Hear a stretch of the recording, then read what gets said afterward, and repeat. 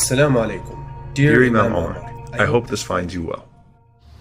The world is a beautiful place with much to appreciate, but it's also a place of stressful life events and daily hassles. People choose to deal with those hassles in different ways, some that are often misguided. Adopting the right attitude can go a long way in helping you not only conquer that stress, but to convert it into something positive. It's what I tried to convey to Sean when I found him smoking his daily blunt. I tried to tell him that I'd seen others get addicted to this stuff and ruin their lives. But he seemed pretty stubborn about it, and insisted that it was just his daily moment of escape, and that it wasn't affecting his approach to life at all. When I asked him if he feared getting addicted like others, he just walked off and said, "I'm not like others."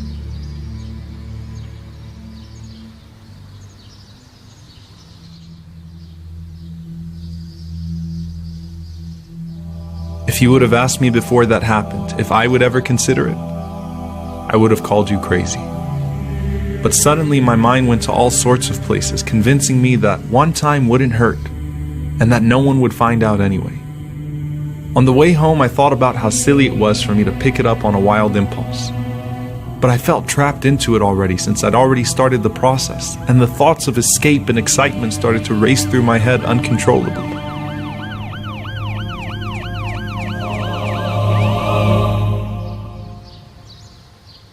And just like that, the thoughts of thrill and excitement were replaced by the possibility of getting caught and losing my career and my life.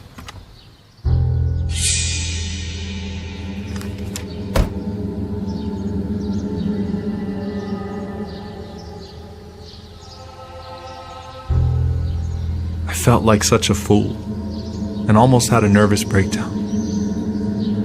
But for some reason, Allah veiled the eyes of that cop that day and guarded my honor even though I had no regard for his.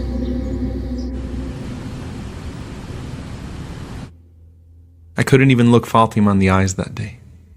The last thing in the world I'd want to do is expose her to my own failings and wreck her future before she even really had a chance.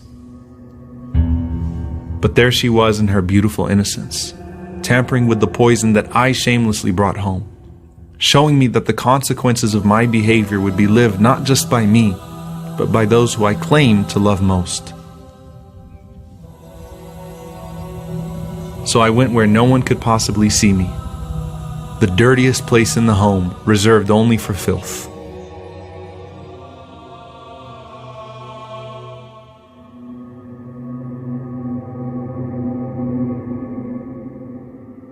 Yet Allah stopped me once again.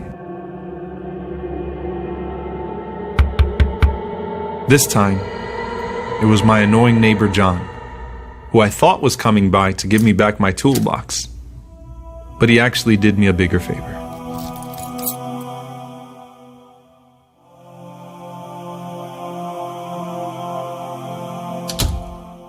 It's amazing how absent-minded I'd become, and how horrible of a job I was doing covering my tracks. It was as if Allah was slowing me down and showing me how quickly things were going to unravel if I went through with this. That just because I'd entertained this thought didn't mean I had to accept it as my reality. That He was watching me the whole time and planning in my favor even as I tried to disobey Him.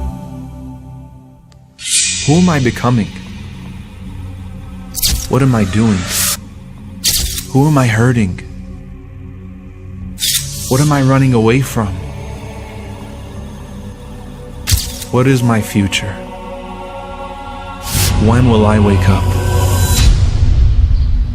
I remembered the companion who was an alcoholic and seemed just like another drunk, but the Prophet, peace be upon him, believed in him and said that he loved Allah and His Messenger, and that love would eventually bring him to his senses. I thought about what you said, and you're right. You're right.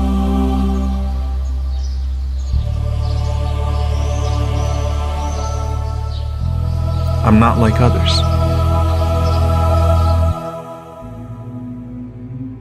You know, here you can see that Ziyara almost fell for that trick of shaitan, where he comes to you with this sin, and he offers what appears to be a permanent solution, but in reality it's just a temporary joy that's going to lead to a lifetime of problems.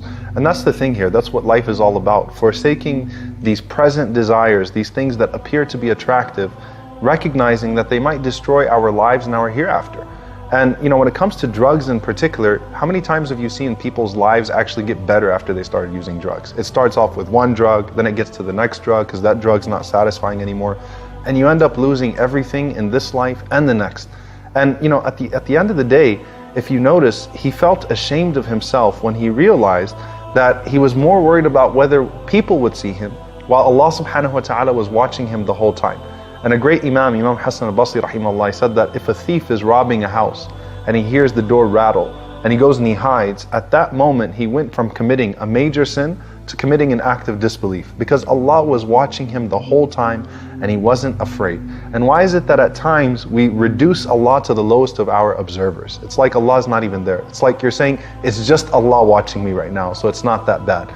And Imam Ahmad rahimahullah, he heard a poet say, إِذَا مَا قَالَ لِي رَبِّي أَمَا اسْتَحْيَيْتَ تَعْصِينِي وَتُخْفِي الذَّنْبَ عَنْ خَلْقِي وَبِالْعِصْيَانِ تَأْتِينِي. That I'm afraid that Allah will say to me, weren't you ashamed of disobeying me, hiding that sin from the sight of people, but coming to me boasting with your disobedience? And so we have to hold ourselves to a certain standard where we feel that same shame in the sight of Allah subhanahu wa ta'ala, whether we're alone or in front of people, and when the sight of the Creator becomes far more valuable to us than the sight of the creation.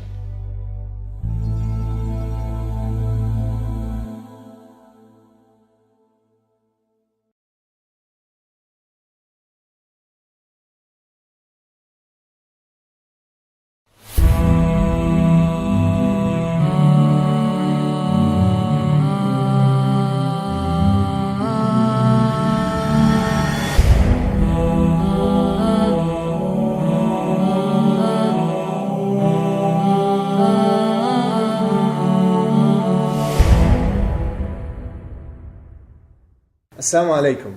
Thank you guys for watching this episode, We thank you all for your support. and we hope that you enjoyed watching it. Share it, inshallah ta'ala. Let people know. Make sure you like this video and you share it with your friends. If you haven't watched the previous episodes, make sure you click here. And if you'd like to watch the entire series, then click here for the playlist. Jazakumullah khair. Wassalamu alaikum wa rahmatullahi wa barakatuh.